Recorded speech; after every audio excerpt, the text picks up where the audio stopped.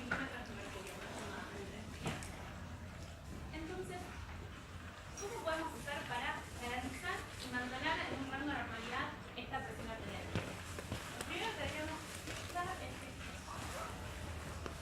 Lo primero que deberíamos hacer es que necesitamos entonces, ya sabemos que hay un rango de normalidad. Perfecto. ¿Cómo hacemos para garantizar mantenernos más o menos en un rango de normalidad? Entonces, primero tenemos el parámetro que queremos contar, que es la presión arterial. Y como pueden ver, tiene representado en la figura una especie de bucle, ¿sí? Que termina en donde empieza. Lo que nos interesa ver es la presión arterial. Hay un sensor que va a censar eso, que es la presión arterial. ¿Sí? Va a haber una vía que lleve la información a un centro, que es el centro que va a integrar la información y que después va a mandar las señales a los efectores correspondientes para corregir ese parámetro que queremos regular. ¿Sí? Funcionaría parecido a un termostato de un aire acondicionado. ¿Sí? Queremos lograr una temperatura, tenemos que poder, para garantizar esa temperatura, hay que censarla y después, si no está en el rango que queremos, modificar ciertos factores para garantizar que esa temperatura sea siempre igual. ¿Sí? Funciona como un termostato. Entonces empezamos a ver cada uno de estos parámetros. Y antes de empezar a ver cada uno de estos parámetros y cada uno de estos componentes de este bucle, sería interesante pensar, si ustedes tuvieran que elegir cómo mantendrían la presión arterial, o mejor dicho, para poder mantener la presión arterial media, tenemos diferentes factores que podemos modificar, ¿cierto? ¿Y cuál se les ocurren a ustedes que podrían ser esos factores que podrían influir sobre la excelente, sí, el volumen minuto y la resistencia vascular periférica. ¿Por qué sería así? Entonces pensemos. Recuerdan que ya vieron en varias oportunidades la ley de Poisson. Sí, una aplicación de esto es pensar que, bueno, en realidad el flujo es igual a la diferencia de presión sobre la resistencia. Y llevado a este caso particular, ¿sí? Sabemos que vamos a pensar que nuestro flujo, representado por el Q en esa ecuación, es nuestro volumen minuto. ¿Sí? Porque el flujo es cuánto volumen pasa por unidad de tiempo. El volumen minuto es volumen sistólico por frecuencia cardíaca.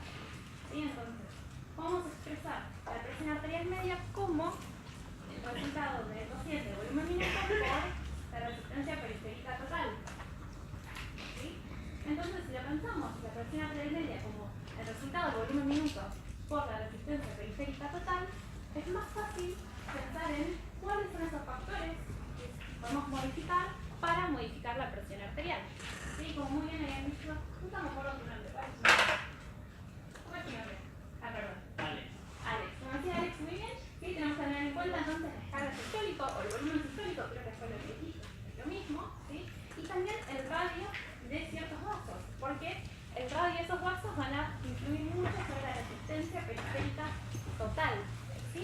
Y un tercer componente importante es la frecuencia cardíaca. Entonces, si queremos modificar la presión arterial media, podemos actuar sobre la frecuencia cardíaca, sobre la descarga sistólica y sobre el radio de los vasos. Tengan en cuenta que cuando hablamos de resistencia periférica total, ahí nos aclara que en realidad hay otros factores a tener en cuenta. ¿Sí? ¿Se acuerdan que Poisson definía resistencia como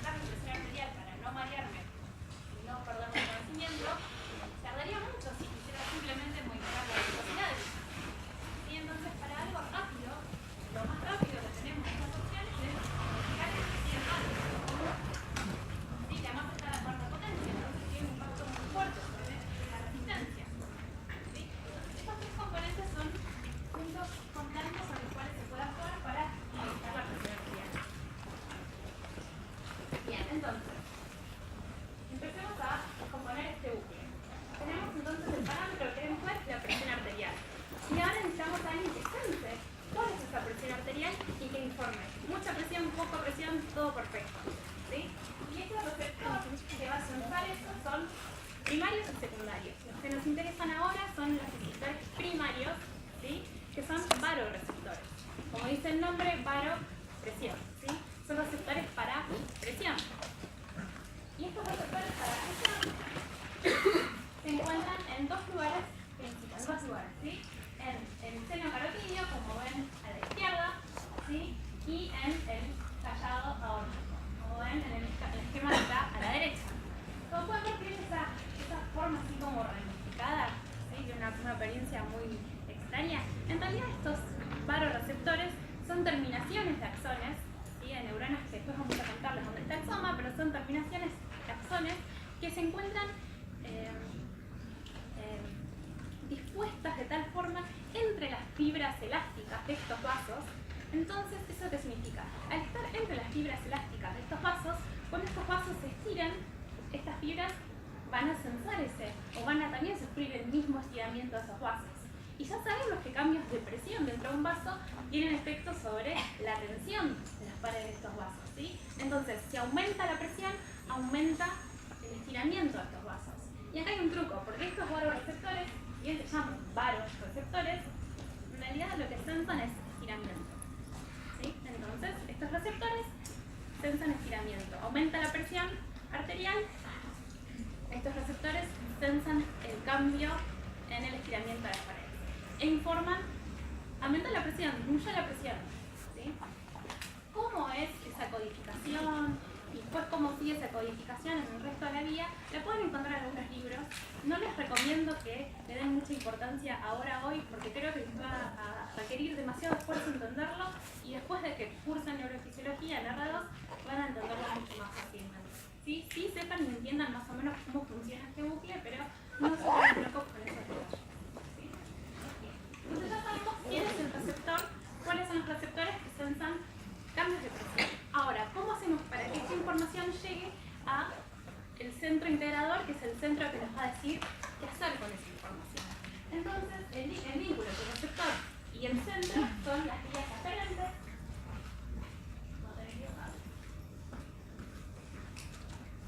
Las vías aferentes pueden haber.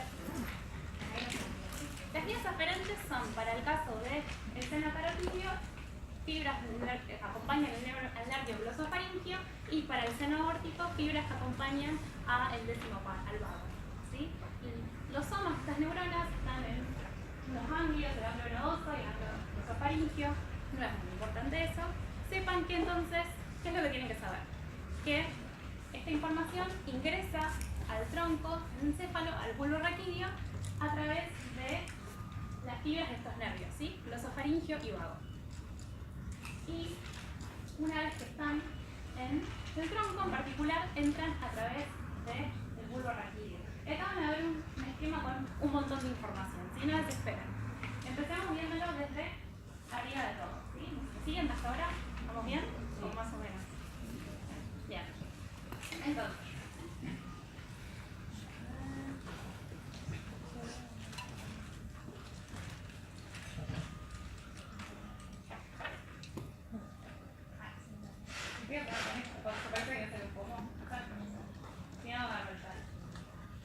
acá entonces ven el seno carotídeo y el seno aórtico como los lugares en donde se sensan los cambios de presión, ¿sí?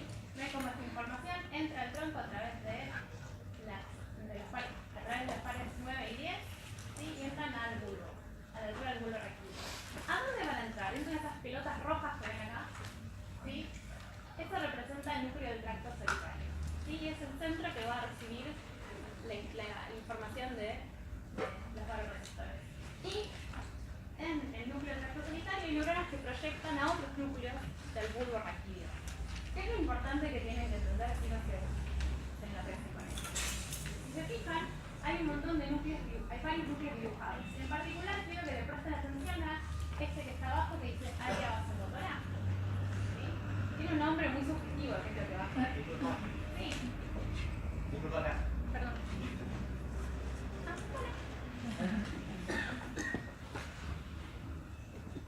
No sirve la viroma, perdón. Disculpen, si no ahora agarro el palo, perdón. Sí, es mucho. comentaba, ahora sí la información llega a través de los vasoconstrictores, entran al bulbo raquídeo y en bulbo raquídeo van a confluir estas proyecciones sobre el núcleo del tracto sanguíneo, que tienen acá como NTD. Lo importante que tienen que saber es que hay dos núcleos que van a ser centrales para la respuesta de la modulación de la presión y la frecuencia cardíaca, que son el área vasomotora y del área cardioinhibitoria el núcleo motor dorsal del vago. ¿Sí? A mí me interesa que sepan esas cosas, ¿sí? El área vasomotora y el núcleo motor dorsal del vago. El área vasomotora tiene un nombre muy sugestivo de qué es lo que va a hacer, ¿sí? Y es un área que, al ser estimulada, va a generar una vasoconstricción, ¿sí? Periférica. Y esa vasoconstricción periférica va a aumentar la resistencia periférica, ¿sí? En consecuencia, impactar sobre la presión arterial. Bien. Entonces, esta área vasomotora tiene una actividad tónica. Significa que siempre tiene una actividad basal. Entonces, si yo la modifico la actividad extravaria, voy a poder generar o más vasoconstricción o, si la inhibo, vasodilatación. ¿Sí? Entonces, esta área es importante porque es la más involucrada en la vasodilatación, vasoconstricción. Y en particular, si quieren acordarse de algo más, el área C1 es la más importante. ¿Sí? Y lo otro que les quería comentar es el núcleo motor dorsal del vago, ¿sí? Está muy involucrado en respuestas de frecuencia cardíaca.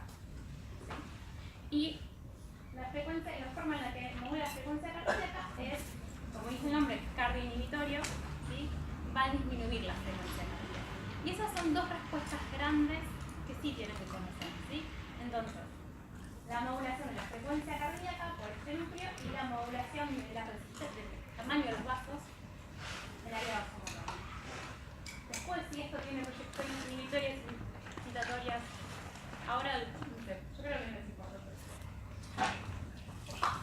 Bien, después.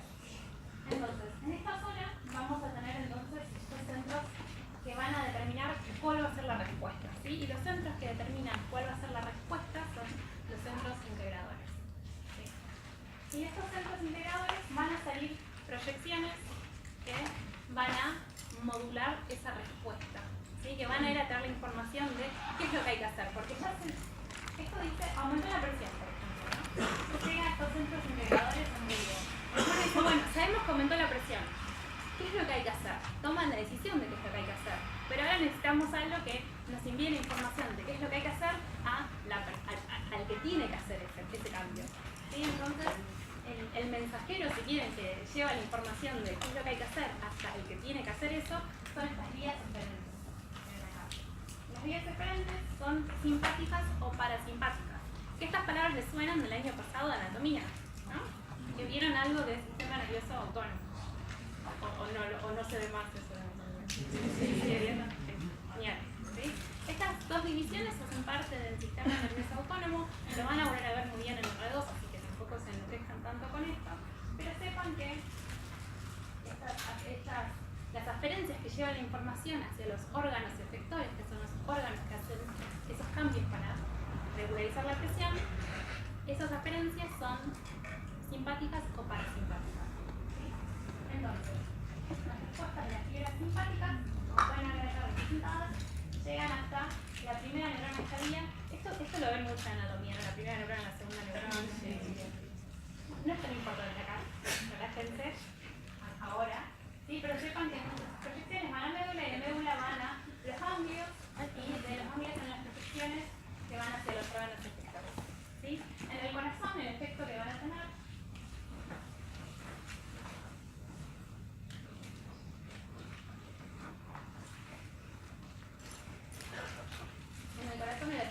tener estas fibras simpáticas, ¿sí? Va a ser de aumentar la frecuencia cardíaca.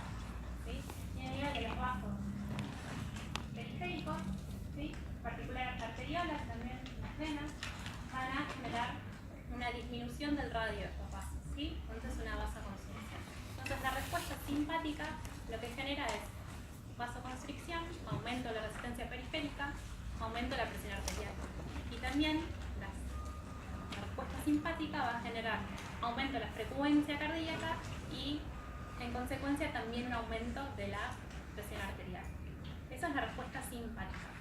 La respuesta parasimpática, como ven acá, tiene un camino un poco distinto. Estas proyecciones van directamente hacia la cercanía del órgano. Recuerden que hay diferentes pares craneales que llevan estas proyecciones. No se enrojen con eso y sepan que el ganglio está siempre muy cerca del órgano, en este caso del corazón, y la respuesta parasimpática en el corazón es una disminución de la frecuencia cardíaca, ¿sí? Y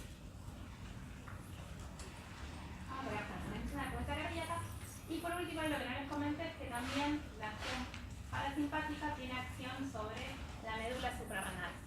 ¿Sí? La médula suprarrenal la pueden pensar como un ganglio modificado y básicamente lo que hace es que libera toda la sangre adrenalina.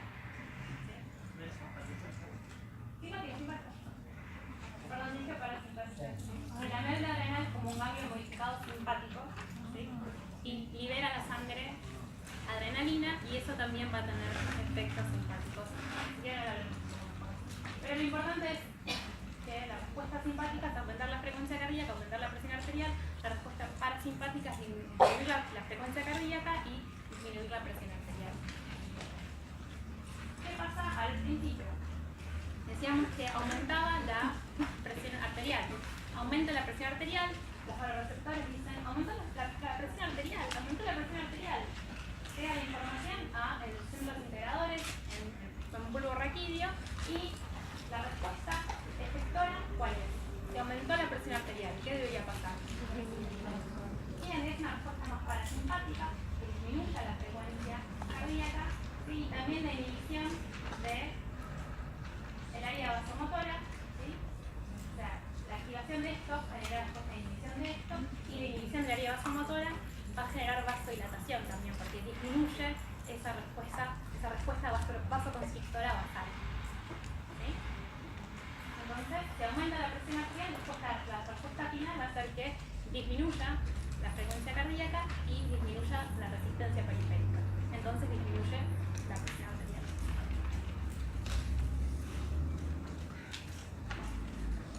Entonces, estamos hablando, ¿sí? Los efectores, los que hacen la respuesta que termina en la presión arterial, son, si queremos pensar, lo que queremos descomponer de acá es la resistencia periférica total, vamos a estar actuando sobre los vasos y en particular sobre su radio, ¿sí? Y del volumen minuto vamos a estar hablando de cambios de la frecuencia cardíaca y la descarga sistólica, que son todos componentes del corazón. ¿Sí? Acá tenemos otro esquema en donde se retoman algunas cosas que hablamos antes. Lo interesante de esto es sobre la respuesta que veíamos en bulbo, vemos otras estructuras por arriba del bulbo raquídeo. ¿Sí? Entonces también la actividad de estos centros en el bulbo raquídeo está modulada por otras estructuras superiores. ¿Sí? Tienen entonces relación con actividades de distintas cortezas y del hipotálamo. ¿Sí? Y eso también puede influenciar sobre la presión arterial y la frecuencia cardíaca.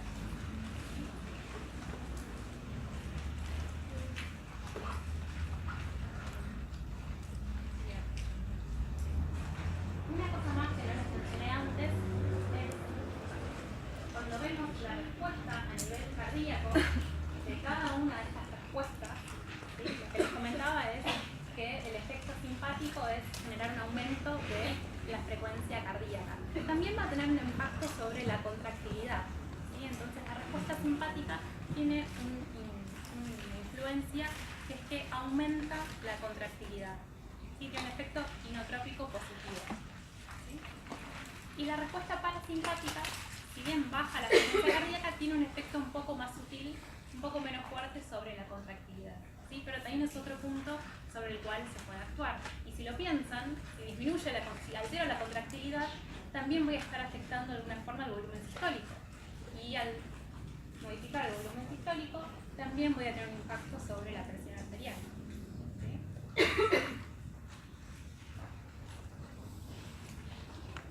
Y después, rápidamente, ya les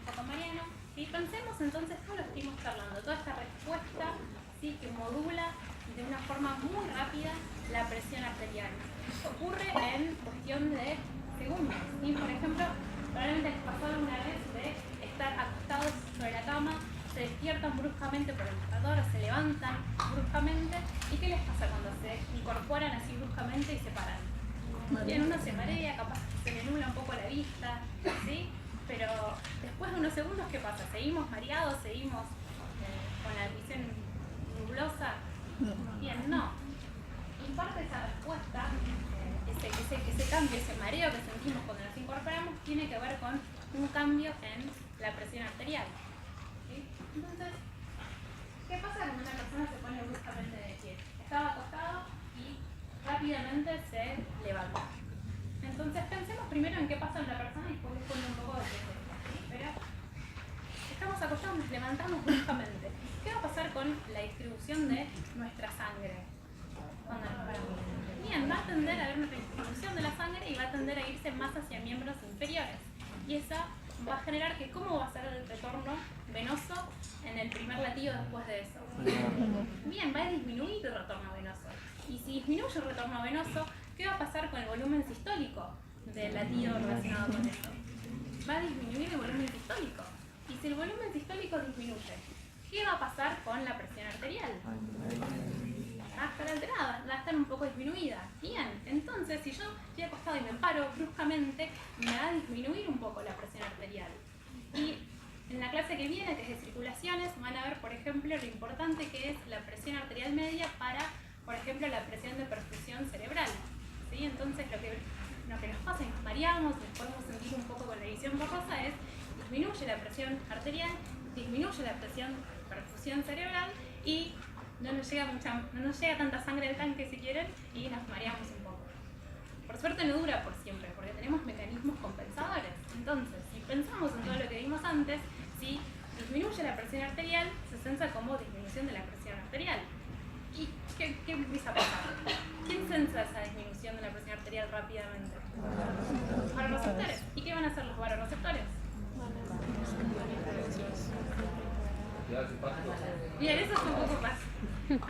Hubo menos consenso, ¿no? Bien, va a llevar esa información a centros integradores, que los centros integradores después van a hacer, ¿qué dicen ustedes? ¿Sí? Aumentar la frecuencia cardíaca, ¿sí? Hacer una vasoconstricción, para también aumentar la resistencia periférica y de esa forma poder aumentar la presión arterial. ¿Sí? Y eso es lo que ocurre. Ahora sí, perdón. Los de baja presión son los hipotálamos. Los de baja Son los senos que no tienen unidad de perfusión. Estos son los altos. Sí, están en aurícula y se van a ver con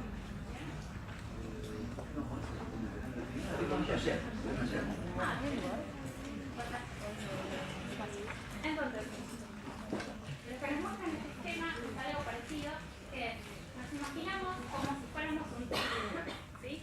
Entonces esto representa una persona de 1,80 m, una persona alta, que está acostada, ¿sí? Y en este experimento se hace cuenta que el corazón no está latiendo, ¿sí?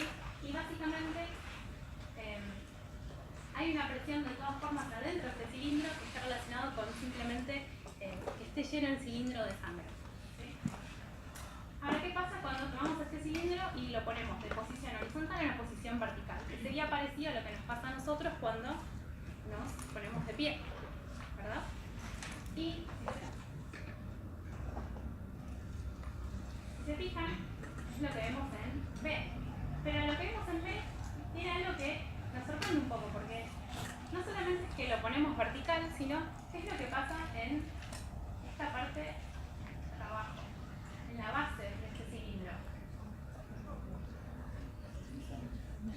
Esto representa en realidad un aumento del radio acá abajo, ¿sí? Y es una forma de representar que esto es verdad, no somos un cilindro rígido y nuestros vasos no son rígidos, sino que tienen cierta distensibilidad. Entonces, si yo estoy acostada y me pongo de pie, es verdad que por la distensibilidad que voy a tener, la columna de agua, la columna de líquido que está representada acá por nuestra sangre, no va a llegar a la altura del corazón, sino que llega más abajo porque hay una distensión de los vasos en la base. Pero por suerte esto no es lo que pasa, y lo que pasa es algo parecido a esto, ¿sí? Esto en realidad es un efecto No sé si es tan claro ahora que lo pienso, sí, pero es un ejemplo y una forma de visualizar la importancia de dos funciones fisiológicas importantes. Una es esa vasoconstricción refleja que se da cuando nos ponemos de pie, sí, que les comentábamos antes, sí, que estamos acostados, nos ponemos de pie, se gatillan respuestas y una de esas respuestas es una vasoconstricción.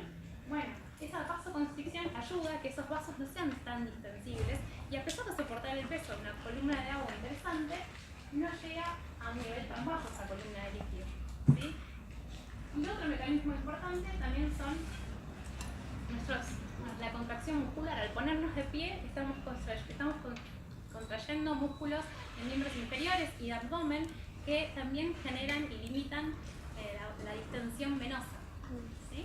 Entonces esos dos factores que sí son fisiológicos nos ayudan y son importantes en esta respuesta de homeostatismo, se llama, ¿sí? Que es la respuesta de pasar de estar acostados a ponernos en posición de hiperestación, ¿sí?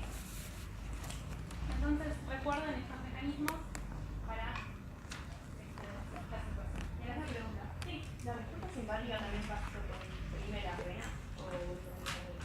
Sí, así, pero es más importante el efecto para la resistencia total periférica sobre las arteriolas. Y en este caso aumentaría las arterias y por eso... Sí, es una vasoconstricción generalizada, pero sí. En realidad, sí, te fijas, gracias por la ayuda. Acá hay un esquema de cómo son todos los vasos a nivel arterial, capilares y venas, ¿sí? Y pueden ver acá el grosor de las paredes, ¿sí? Y acá abajo es interesante porque te muestran cómo es la distribución de las fibras elásticas del músculo liso y cómo es la distribución de las fibras de colágeno para todos estos órganos, ¿sí? Se fijan, las arteriolas tienen una gran cantidad de músculo liso, ¿sí? Y es la contracción de este músculo liso que está mediada por estas respuestas autonómicas, ¿sí? Entonces, se fijan que esto tiene una pared muscular mucho más grande que las venas, ¿sí? Y además por la disposición de las arteriolas son las que van a tener mayor impacto sobre la resistencia periférica total.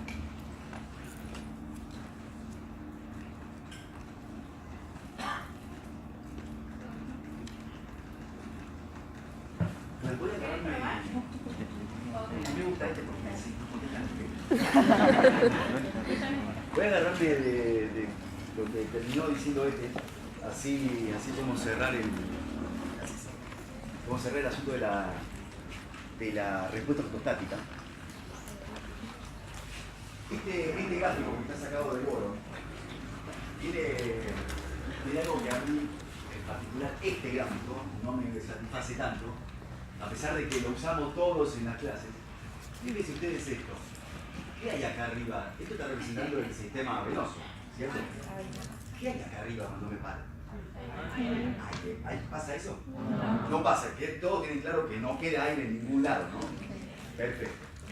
Lo cierto es que cuando uno se para, como el lecho vascular venoso tiene una capacidad muy alta, muy sensible, entonces con todo ese peso de la columna de sangre que uno tiene por encima, acá abajo tenemos una presión de cerca de 180 milímetros de mercurio, cuando uno está de pie, ¿sí? Y acá no, acá tenemos mucho menos, hay mucha menos columna de sangre por encima.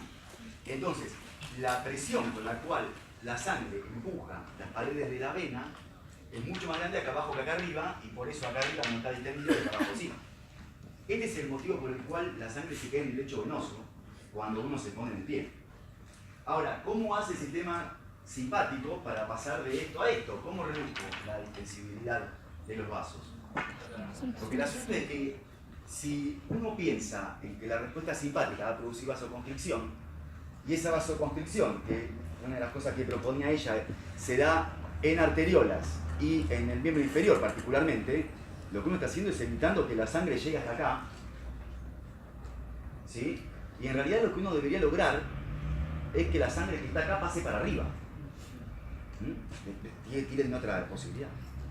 Entonces, una regulación miógena, porque en las arteriolas la regulación...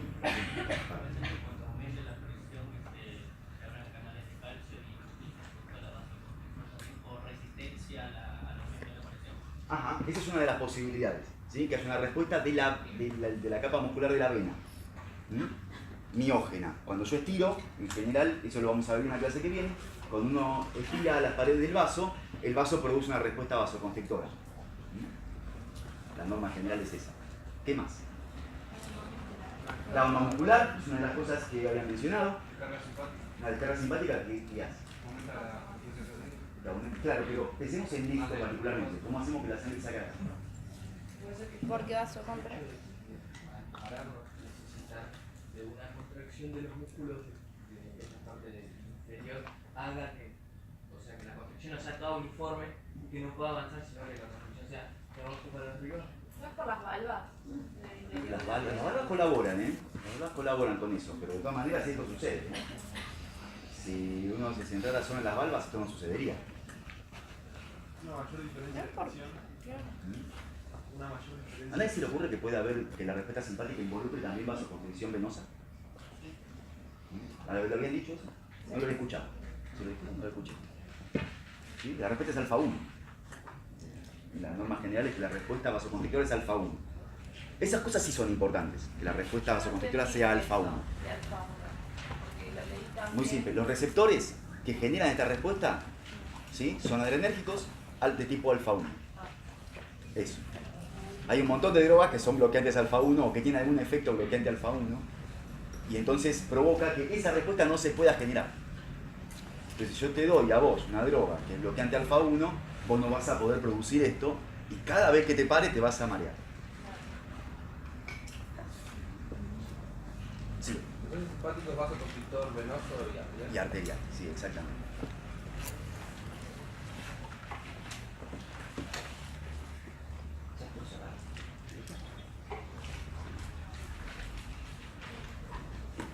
Vos no dejaste que traiga más café. Mejor. Bueno, voy a quedarme con mi punto.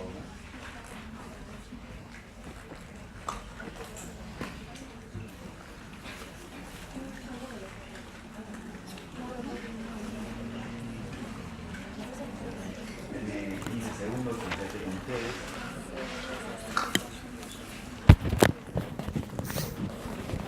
La cosa es así entonces. Nosotros ahora estamos viendo. ¿Cuál es la tuya?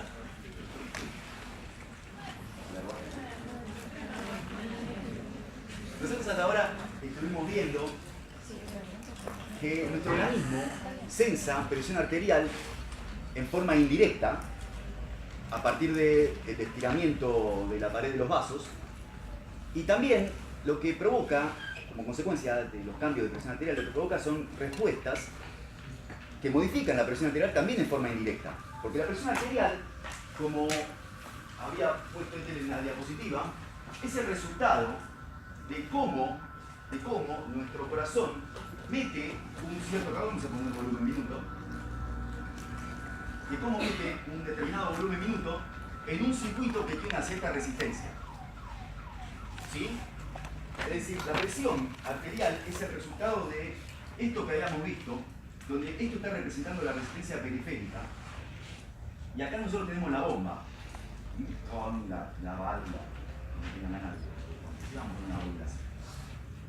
El corazón empuja sangre para acá, entonces, y a través de esta resistencia se produce un flujo, pero no todo el volumen que sale del corazón en ese momento pasa a través de la resistencia. Sino que recuerden, como justamente ese volumen de sangre no puede pasar todo junto por acá, la pared de la arteria aorta se distiende, ¿sí? Y me queda así. Supongamos que esto representa, esta parte representa solo el tracto de salida y todo esto representa el resto del árbol hasta llegar a la resistencia. ¿Hasta acá vamos bien? De modo que, insisto, le ocurre esto, parte de la sangre pasa para allá, pero parte distiende la pared, y en diástole, cuando la válvula se cerró, esto se retrotrae nuevamente y entonces la sangre sigue fluyendo hacia adelante. Entonces, la idea es que si esta resistencia aumenta, la cantidad de sangre que pasa por acá por unidad de tiempo es menor. ¿Están de acuerdo con eso, no? Le cuesta más, es menor. Entonces, como la cantidad de sangre que pasa por acá es menor, la sangre que empuja el ventrículo en la sístole y tiene más la pared de la aorta. ¿Lo ven? Y esto cuando ocurre la diástole, esto se va vaciando pero no, como la sangre no pasa por acá con la misma velocidad que antes, o al mismo ritmo que antes, entonces cuando viene el siguiente latido, esto ya lo agarra más distendido.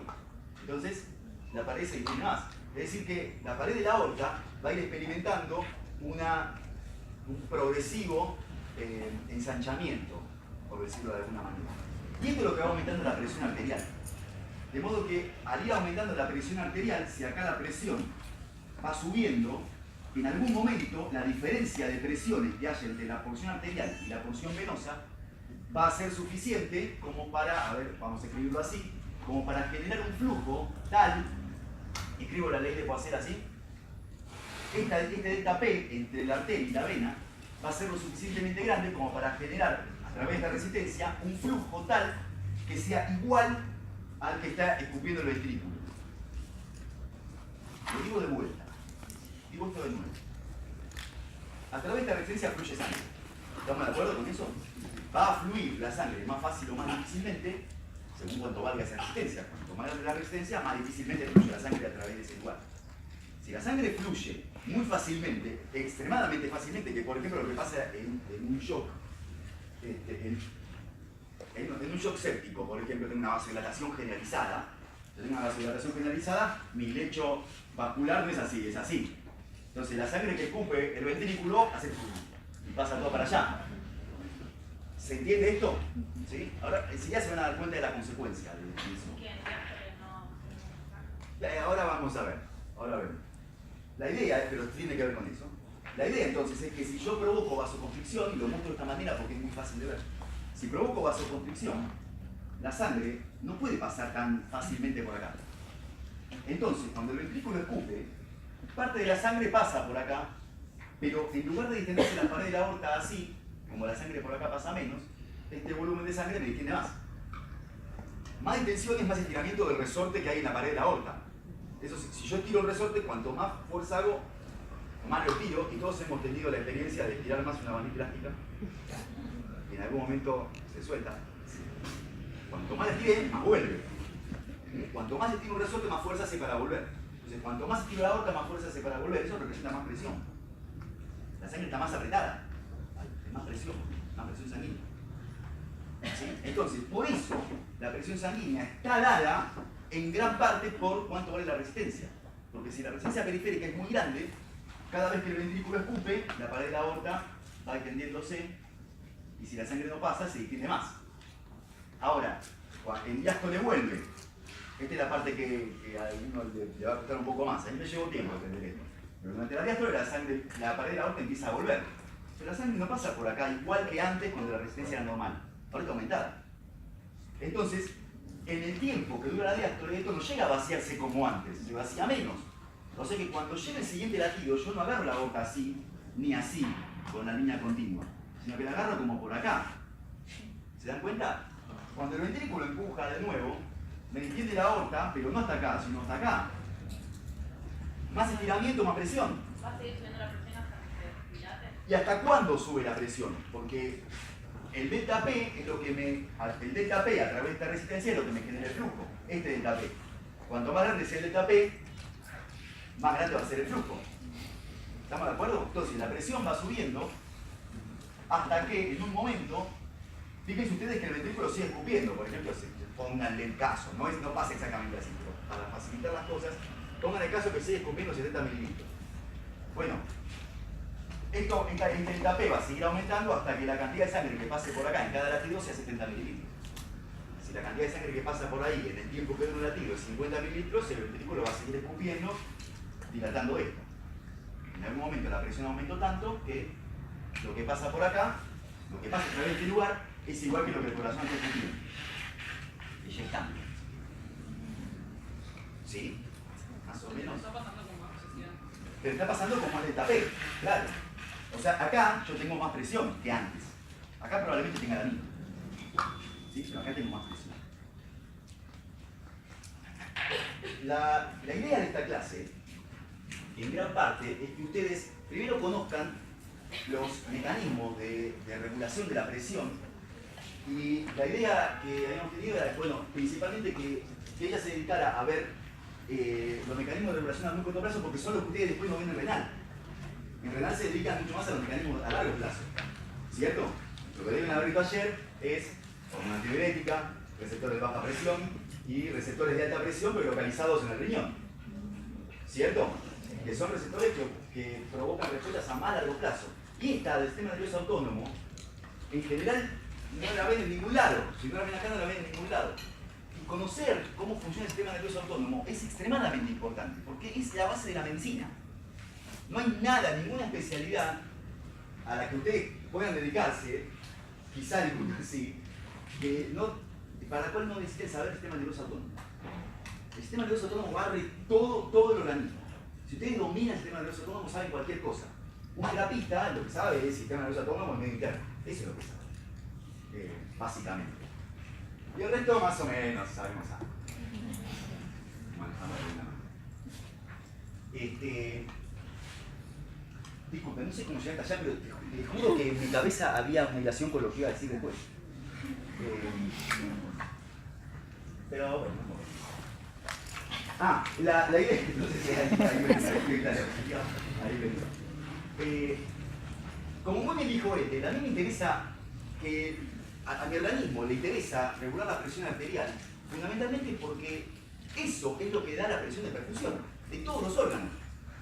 Entonces, una de las cosas que ustedes tienen que tomar en cuenta en este momento es que el organismo entero trabaja manteniendo el medio interno, ¿sí? Y yo me atrevo a decir esto porque justamente las variaciones del medio interno son las que provocan respuestas en un órgano, las variaciones de su medio interno, son las que provocan en ese órgano ciertos cambios que entonces provocan, por ejemplo, la liberación de una sustancia o la generación de un cambio de potencial en su membrana, que entonces genera una respuesta tal que provoca un cambio en otro órgano, ¿sí? En el medio interno que rodea al otro órgano, y ese otro órgano genera una respuesta que repercute sobre el que generó la primera respuesta. Entonces, de alguna manera, el organismo trabaja así, por estímulos y respuestas que se deben a cambios del medio interno, ¿sí? Esos cambios del medio interno están provocados por cosas que pasan afuera, cosas que pasan adentro del organismo. ¿Esto lo tenemos claro? ¿Sí? Genial. Y parte de ese medio interno, recuerden que estaba determinado por el volumen minuto. En realidad, por el flujo a través de cada uno de los órganos. ¿Sí? Y este flujo a través de los órganos, pues uno lo mira así como está, esto puede ser el volumen minuto o puede ser el flujo a través de un órgano particular. Yo podría poner acá flujo sanguíneo cerebral, o flujo sanguíneo renal, o flujo sanguíneo a través de las coronarias, flujo sanguíneo a través de un grupo muscular, o lo que sea. Considero entonces, si considero así, el delta P que hay en ese tejido particular. O si considero todo el organismo junto, esto va a ser el volumen minuto, esto va a ser el delta P entre la aorta y la aurícula derecha, por ejemplo. ¿Sí? Esto va a ser la resistencia de todos los tejidos juntas. Pero si considero cada parte, bueno, esta va a ser la resistencia en el cerebro. Y esta va a ser la resistencia en el renal, en el lecho renal. Y así para todos. Es decir, yo puedo analizar esta ley o esta expresión para todo el organismo o para cada lecho en particular. ¿Esto más o menos lo maneja? Genial. Entonces, cuando uno se encuentra en una situación clínica con una persona de la cual sospecha que hay algún problema en el flujo sanguíneo, uno lo primero que tiene que hacer es pensar si esa alteración en el riego sanguíneo. Piensen que si hay una alteración en el riego sanguíneo hay algo que no está recibiendo oxígeno suficiente. ¿Está bien? De ahí la importancia de esto. Uno lo primero que debería hacer es fijarse si esa alteración en el riego sanguíneo compromete a todo el organismo o a un tejido en particular. Por ejemplo, supongamos que una persona tiene una disminución del riego sanguíneo cerebral. ¿Cuál creen ustedes que va a ser la manifestación? ¿Qué linda? ¿Cómo de bueno? Mareo, por ejemplo. Si es más grave, desmayo, ¿sí? Alguna clase de coma. Esos son signos de poco. Está bien. Todo eso colabora. Entonces, uno cuando ve por ejemplo, tengo una persona que está tirada acá. Yo necesitaría saber, lo primero que necesitaría saber es si el problema involucra a todo el organismo o solamente al cerebro. ¿Está claro esto? Si tengo una persona a la cual solamente le puedo ver una mano, y esa mano está azul, bueno, yo necesitaría saber si ese problema lo tiene en todo el cuerpo o si involucra solamente al miembro superior, derecho. ¿Lo ven? Entonces lo primero que tengo que ver es si la respuesta es general o local. Y por eso es muy importante que ustedes identifiquen de entrada, desde el segundo año, cuáles son los signos que nos indican a nosotros que el problema es general, que involucra a todo el organismo. ¿Cuáles creen ustedes que van a ser esas manifestaciones clínicas que nos van a permitir decir que esta persona tiene un problema en el volumen minuto? Y no un problema en el riego de este lugar en particular. ¿Cómo me doy cuenta de que una persona tiene un problema en todo el organismo? ¿Cuáles creen ustedes que son los indicadores clínicos? Presión arterial. Frecuencia, a ver, voy a empezar a anotar acá. Frecuencia cardíaca, presión arterial, temperatura, ¿de qué? Temperatura corporal. Color. ¿Color de qué? De los ojos, de la piel. Coloración de la piel. ¿Qué más? Saturación de oxígeno. Saturación de oxígeno. ¿Qué más? Frecuencia respiratoria. Yo voy anotando, ¿eh? No, no, por ahora no. Hay cosas que tienen que ver y otras que no. Si presenta algún tipo de dolor particular.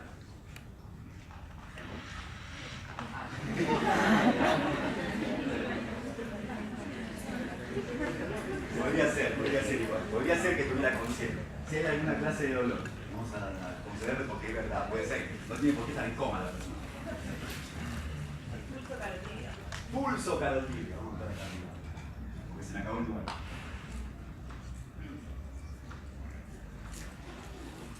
Bueno, yo les voy a contar, básicamente, cuáles son los indicadores inmediatos de que una persona tiene, lo que ustedes tienen que considerar como indicadores inmediatos de que una persona tiene un problema general en el volumen mínimo.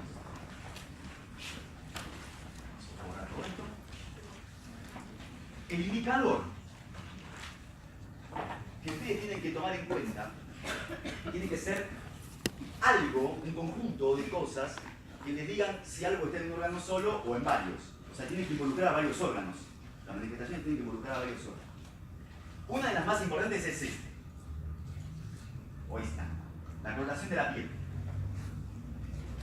Fácil de ver. ¿Sí?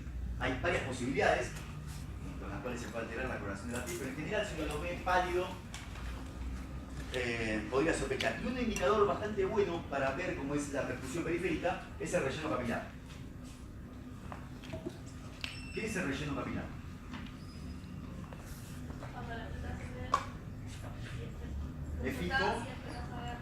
Me fijo cómo está irrigado el lecho ungueal. ¿Sí? ¿Qué hago para eso? Presiono sobre la uña y cuando ustedes se presionan sobre la uña, ¿qué les pasa? El lecho se pone blanco. ¿Sí? Sueltan y se fijan cuánto tarda en volverse rosita de nuevo. El tiempo normal es el que tardo en decir relleno capilar. Si se llenó de vuelta y está rosita otra vez, está bien. Por eso cuando una persona llega a terapia, enseguida le despinta, llega a la guardia en realidad, ya directamente le despintan la uña. Sea del sexo que sea, le despintan la uña. Y así pueden por lo menos tener uno de los dedos donde puedan ver cómo está el relleno capilar. Entonces ese es un parámetro que nos indica más o menos cómo está la perfusión periférica. ¿Qué más? El segundo parámetro es cómo está la función del sistema nervioso, justamente. Porque que una persona tenga un relleno capilar malo puede ser algo que afecte simplemente a la circulación en los dedos. Y la persona está acá dando clase y tiene mal relleno capilar y no importa nada, porque no tiene problemas con el volumen, tiene un problema en la mano. Pero si hay otro órgano comprometido, ya puedo empezar a sospechar que el problema no está ahí, sino ahí y allá y en todo. El segundo es entonces la función del sistema nervioso, el estado de conciencia. Entonces, pensamos, perfusión periférica, perfusión de la piel, el estado de conciencia.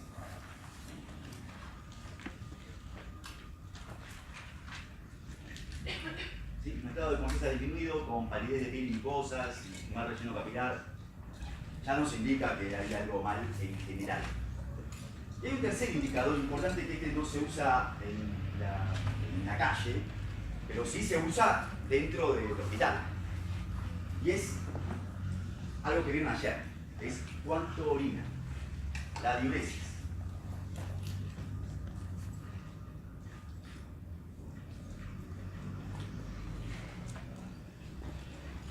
Entonces, cuando la persona tiene ya estas dos cosas, uno mejor llamamos al 107.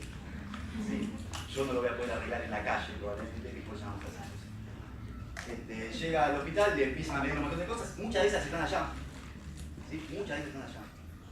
Y esto muy probablemente se lo mientan. ¿Cuánto está orinando por hora? Es probable que si está inconsciente le metan una sonda y se fije cuánto está. ¿Tenemos claro entonces esto?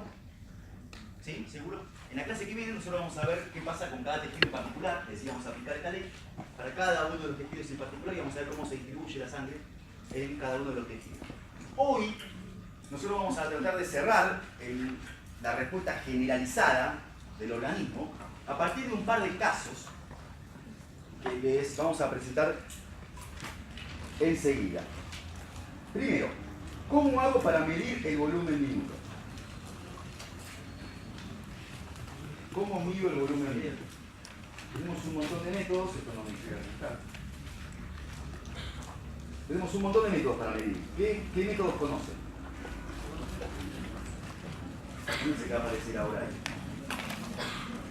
Bien.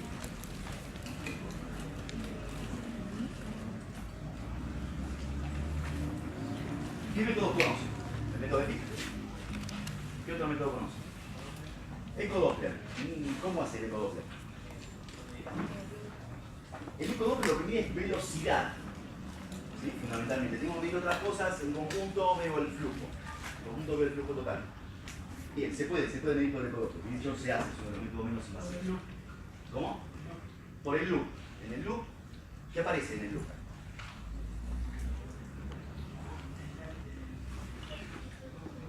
Ajá, muy bien, perfecto. ¿Cómo hago para medir las cosas que quedan en el loop? Lo que es, yo necesito un parámetro, el parámetro que puedo usar. Es difícil medir las cosas que quedan en el loop. Es un poco difícil. Pero aparecen, por eso se puede hacer. De hecho es una de las cosas que se usa. Pero es lo que dijo él, ¿sí? Lo que dice está bien, pero es más o menos una reflexión de lo que dijo él. Claro, el loop un poco es medir bien lo que es el volumen sistólico, la frecuencia, o sea, nivel ventricular. Esto es menos invasivo que el medir. Bueno, entonces tenemos, una es por ecocardio. Otra, el método de Fick. Antes de que apareciera la ecocardiografía, ¿cómo medían el volumen minuto? Bueno, no había ecocardio, tenemos que hacerlo de otra manera. Se usaba el método de Fick. Este método lo vamos a dar, se usa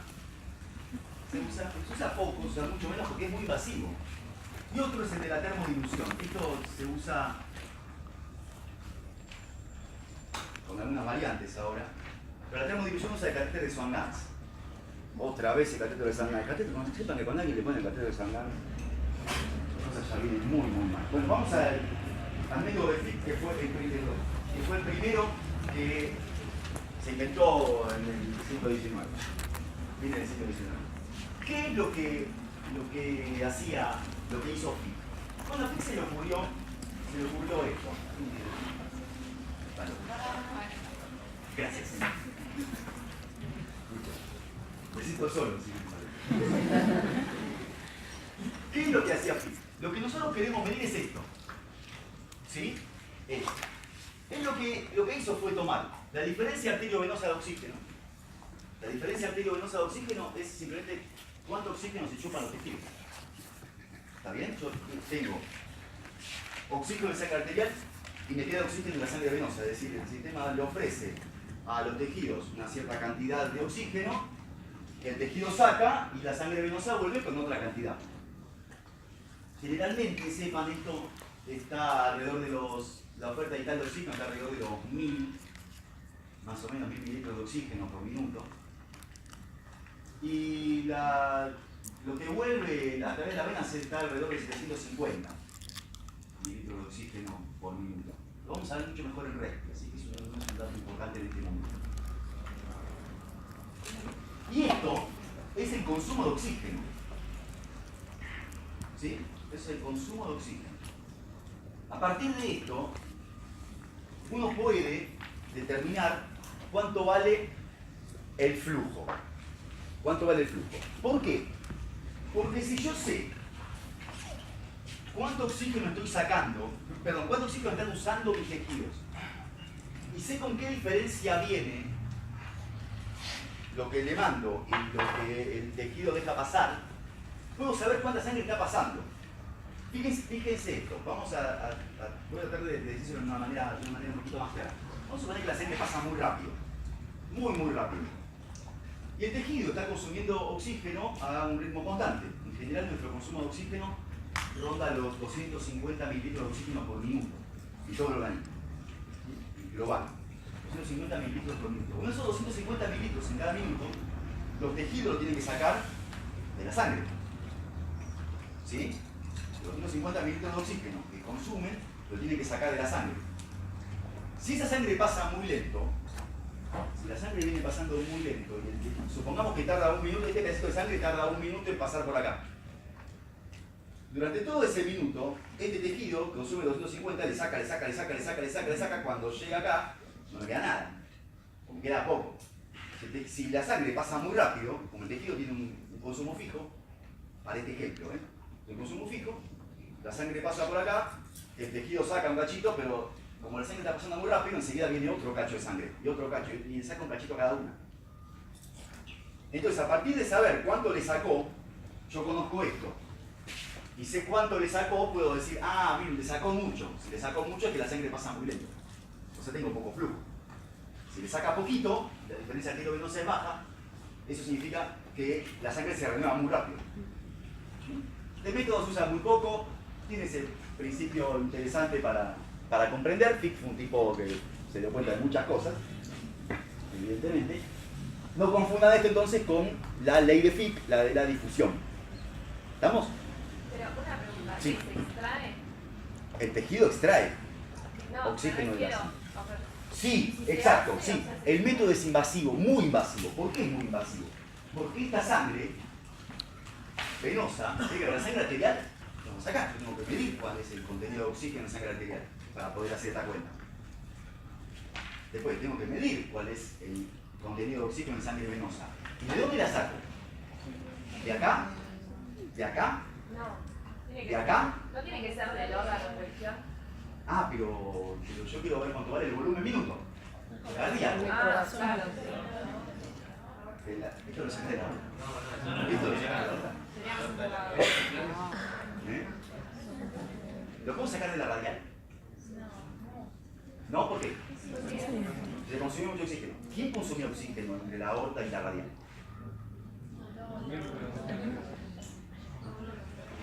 Es interesante, pero ya lo había dicho. Yo tengo mi arteria aorta, ¿sí? Y se ramifica como tengan ganas, pero en algún momento esto llega hasta acá y tengo acá la radial. ¿Sí? Y acá tengo mi ventrículo. ¿Qué órgano hay en el medio acá? ¿Qué órgano hay acá en el medio? De modo tal que la sangre salió y volvió a la radial. La sangre que pasa por la radial. ¿Sí? Yo me tomo el pulso acá y lo que veo es eso. ¿Sí? ¿Pasó por algún órgano que chupó oxígeno? Es decir, ¿hubo capilares en el medio? ¿Sí? ¿Y la sangre vuelve a la radial? O sea, la sangre vuelve a la radial sin habiéndose consumido el oxígeno en alguno de los órganos. ¿O esa sangre que tengo ahí, ese glóbulo rojo, estuvo siempre adentro de las arterias?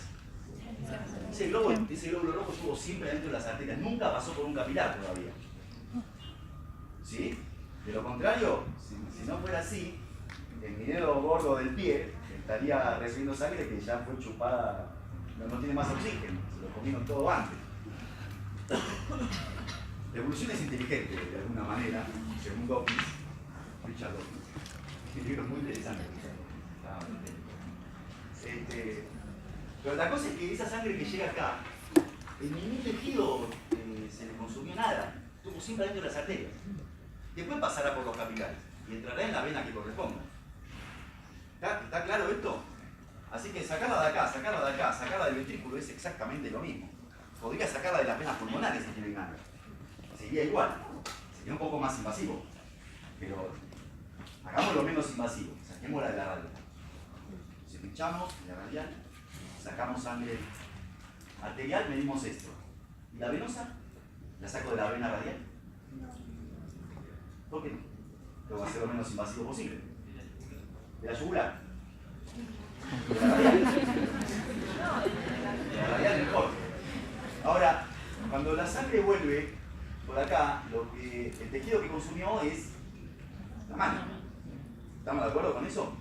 ¿Esto me dice a mí cuánto vale el consumo del resto? No, ¿verdad? Si veo acá, veo en la yugular, lo que veo es lo que consumió todo lo que hay acá arriba.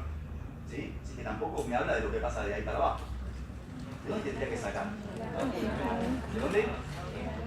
De la aurícula. Podría sacar de la aurícula derecha. Lo que pasa es que en la aurícula derecha la sangre no se mezcló por algo. Tengo que sacarla de la arteria pulmonar. Lo que se llama sangre venosa mixta. Cuando la sangre se mezcló. Sabemos que esa es sangre mezclada de todo el organismo. Sangre venosa mixta. De ahí que este método sea recontra invasivo. No saca sangre de la arteria pulmonar. Tengo que meter con un catéter por acá, llegar a la arteria pulmonar y chupar sangre de ahí. Es invasivo, pero si hacía falta medir el volumen minuto, bueno, vamos a medir el volumen minuto así. Y este consumo de oxígeno, que le dije, uno lo estima, de alrededor de 250. En realidad, lo que uno hace es, como todos pesamos distinto, lo que uno hace es decir 3,5 mililitros de oxígeno por cada 100 gramos de tejido, perdón, por cada kilo, porque si no tendría que por cada kilo por minuto. Peso, por cada kilo de peso corporal. No, uno lo estima más o menos así. Por supuesto, usted está influenciado por la composición del cuerpo. ¿Sí? Si tiene más masa muscular, menos masa grasa, esto va a cambiar. Hay tejidos que tienen un consumo de oxígeno mucho más alto que este, y otros que tienen un consumo de oxígeno mucho más bajo. Los tejidos que hacen... Sepan que la mayor parte de la energía que nosotros producimos se gasta para hacer funcionar algo que tiene la de hacer, que es la bomba de sodio de potasio. La mayor parte de lo que vos comés lo gastás haciendo funcionar la bomba de sodio de potasio. Entonces, un tejido que tenga que hacer funcionar la bomba de sodio de potasio muchísimo, va a tener un consumo de oxígeno mucho más alto que otro que no necesite semejante generación de ATP para hacer funcionar la bomba. Entonces, la cosa es que yo puedo separar los tejidos de acuerdo con su consumo de oxígeno. ¿Y cuál creen ustedes que van a ser los tejidos que consuman mucho oxígeno? De acuerdo con esto. Riñón es uno. Cerebro. Corazón. Músculos. ¿Sí? Los tejidos que generan, que tienen mucho transporte y que, sobre todo, particularmente los que generan señales eléctricas, son los que tienen un consumo de oxígeno altísimo. Los tejidos que no tengan esto, y, por ejemplo, el tejido muscular en reposo tiene un consumo de oxígeno que es 6 veces esto.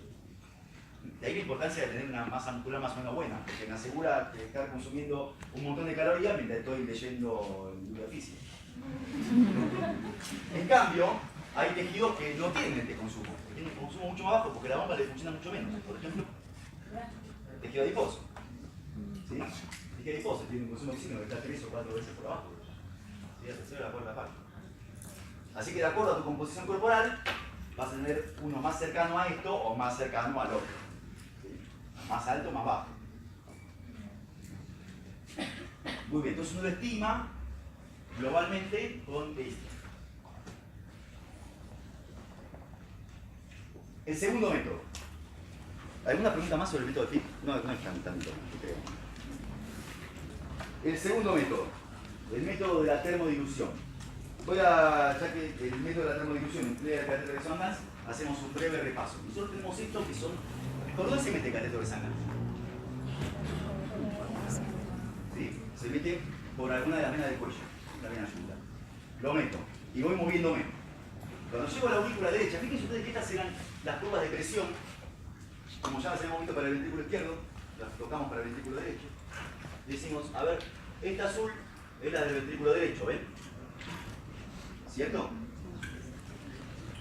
La naranjosa esta es la de la aurícula derecha. y aquella es la de la arteria pulmonar. ¿Estamos? ¿Acá estamos bien? Entonces, cuando yo lo voy metiendo y llego a la aurícula derecha, lo que voy a tener es esta curva naranja. Y la presión va a oscilar así, entre un valor mínimo y un valor máximo. ¿Ven? Mínimo, máximo. Y tengo esto. Paso a través de la tricúspide y me meto en el ventrículo. Estaba en la aurícula, me meto en el ventrículo. Pero ahora en el ventrículo la presión en la diástole tiene un valor y la sístole un valor mucho más alto que en la aurícula. ¿Sí? ¿Ven? Tengo toda esta oscilación, todo este rango de oscilación. Entonces vengo por la aurícula y me meto en el ventrículo. En el ventrículo la presión diastólica tiene que ser lo suficientemente baja como para permitir el llenado desde la aurícula, es decir, tiene que estar por lo menos parecida a la presión auricular, pero en la sístole tiene que estar por encima de la presión en la arteria. ¿Cierto? Así que la oscilación es mucho más amplia. Me meto, paso a través de la válvula pulmonar, me meto en la arteria pulmonar. Y la presión ya acá tiene esto, efecto Vinkesel. Entonces en la diástole la presión llega hasta los 10 milímetros de mercurio, no llega hasta los 2. ¿Estamos? Hay una presión de percusión permanente hacia los capilares pulmonares. Entonces oscila entre 10 y 25, más o menos. 10, 25, 10, 25, 10, 25, más o menos. Y así me sigo metiendo hasta que salgo de la arteria pulmonar, sigo, y en algún momento ese catéter llega hasta un lugar que es lo suficientemente pequeño como para que no pueda seguir avanzando. Ahí retiro, inflo el balón, y ese balón lo que hace es que todo lo que está por delante del balón queda aislado de lo que está por detrás. Y el catéter, que mide presión, lo que mide es la presión que tengo por delante. Y por delante de los capilares pulmonares, lo que tengo es la aurícula izquierda. Cuando la válvula mitral está abierta, lo que tengo es el ventrículo izquierdo. ¿Estamos de acuerdo con eso? Entonces, justamente lo que me permite el catéter de Swan-Ganz es medir esa presión que se llama presión de enclavamiento pulmonar o presión wedge. Lo que me mide es algo que pasa en la aurícula izquierda, en el ventrículo izquierdo, en diástole. Durante toda la diástole yo puedo medir lo que pasa en el ventrículo izquierdo. No durante la sístole, está la válvula cerrada. Durante la diástole puedo medir todo. Bueno, la presión ahí es más o menos esta que se grafica acá. Se llama de vuelta presión de enclavamiento pulmonar o presión wedge. O presión capilar pulmonar también. Y es la presión durante la diástole en el ventrículo izquierdo. O sea que esto me permite medir la presión de fin de diástole. ¿Cierto? Y es un estimador de qué? De la precarga. Esto me permite estimar la precarga.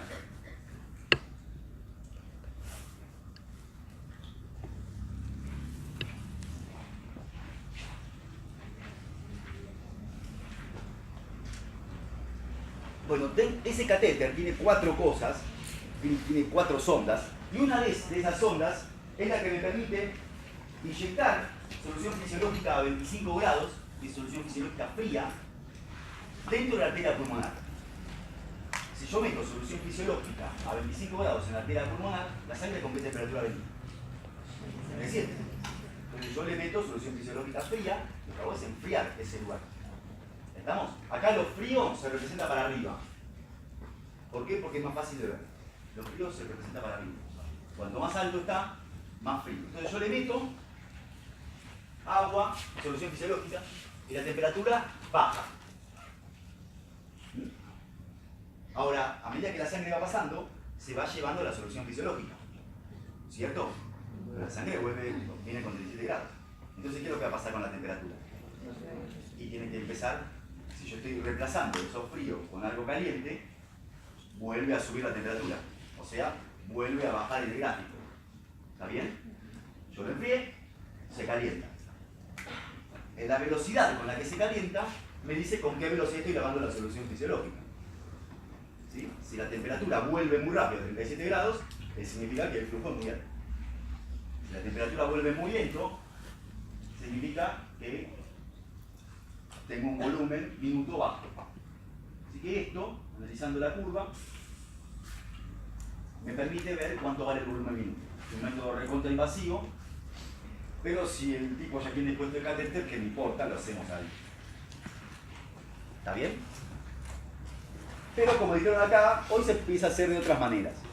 Por recortarlo.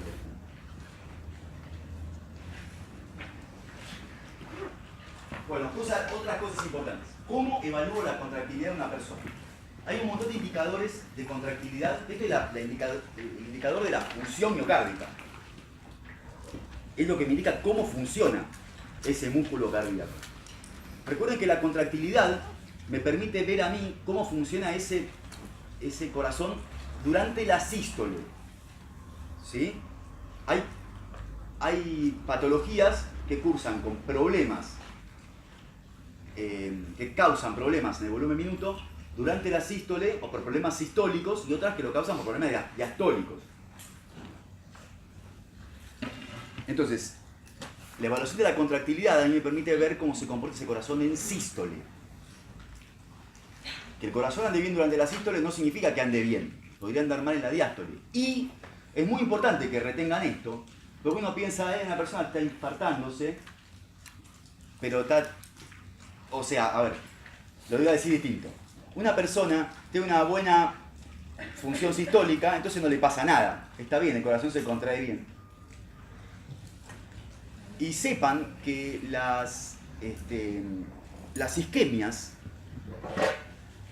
las alteraciones que ocurren causadas por isquemia, lo primero que alteran es la función diastólica. Lo primero que alteran es la relajación del corazón. ¿Sí?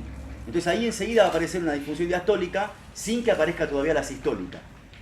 Es decir, el corazón se va a llenar mal. Ese ventrículo se va a llenar mal. Antes de empezar a eyectar mal, se llena mal.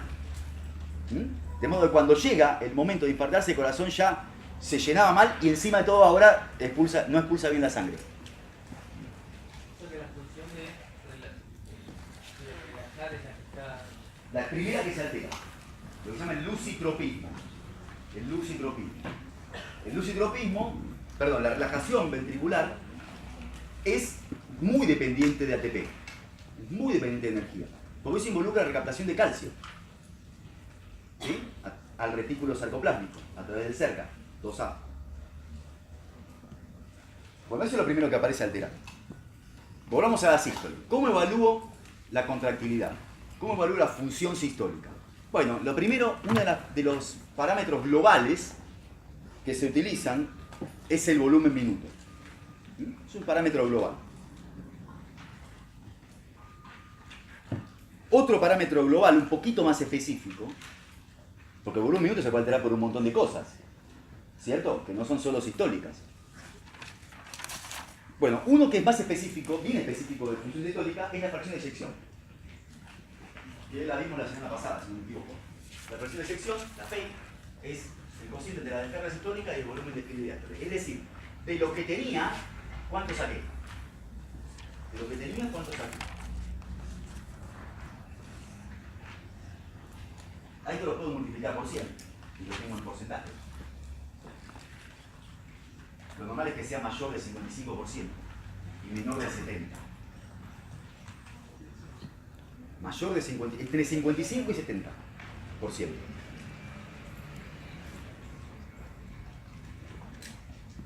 Se puede alterar porque el corazón está muy activo o porque está muy poco activo. Lo más común es que esté poco activo. Lo más común es que esté normal. Está claro, ¿no? La afección más común es que se vuelva menos activo. Y la cuestión es que ese ventrículo que está menos activo puede estar globalmente menos activo, o sea, tener una fracción de eyección baja, puede estar globalmente menos activo, pero esa alteración puede deberse a un problema regional, de un sector específico de la pared miocárdica. Y para eso, los cardiólogos, bueno, esta es la forma de verlo, se mide por ecografía hoy, la fracción de eyección. Para eso, lo que hace el eco, divide el corazón como si estuviera viendo desde la válvula mitral hacia la punta, y entonces cada uno de los anillos estos representa una profundidad más grande, más cercana a la punta. Es decir, estos son los de las bases, ¿sí? De Goodman 6, los de las bases del ventrículo, y estos son los sectores medio alto, medio bajo y la punta. ¿Sí? Entonces uno puede ver, puede haber sectores, puede haber sectores de la pared ventricular que se contraen mal. Entonces se puede hablar de hipoquinesia, aquinesia si no se mueve. ¿Está clara la idea? Es decir, este es uno de los parámetros que nos permite a nosotros ver cómo está funcionando regionalmente ese ventrículo. Y un parámetro que se está empezando a usar mucho en este momento es la fracción de acortamiento. Es decir, la fibra muscular ventricular se acorta cuando se contrae. Bueno, la cosa es cuánto se acorta. La fracción de acortamiento se puede alterar por la precarga, la poscarga o la contractilidad. Una precarga baja da una fracción de acortamiento baja. ¿Se acuerdan de Stalin? ¿Sí? Bueno, cuanto más baja la precarga, más baja la fracción de acortamiento. Cuanto más grande la poscarga, más se le opone a la eyección del ventrículo. ¿Sí? Entonces también la fracción de acortamiento es más baja. ¿Está claro? Esto, es decir, la fracción de acortamiento puede ocurrir que se reduzca o porque tenga una precarga baja o porque tenga una poscarga alta. ¿Está claro eso? Bueno, si yo sé que a una persona la precarga está bien y la poscarga está bien, la fracción de acortamiento se alteró por una cuestión por un tema de la contractilidad. Voy a decir esto de vuelta, quizás fue un poco desordenado. La fracción de acortamiento puede alterarse. ¿Sí? La fracción de acortamiento es un parámetro sistólico que me habla de cómo ese ventrículo está funcionando durante la sístole. Precarga, poscarga y contractilidad pueden alterar la fracción de acortamiento. Tanto que si yo sé que la precarga está bien, que la poscarga está bien, el problema es la contractilidad. ¿Sí? Entonces, ¿cómo la precarga puede alterar la fracción de acortamiento? Con la precarga baja, la ley de Frank-Starling, como fue descrito por Frank y Starling, una precarga baja disminuye la fracción de acortamiento. Una poscarga alta disminuye la fracción de acortamiento. Si yo sé que las dos están bien, sepárenme la contractilidad.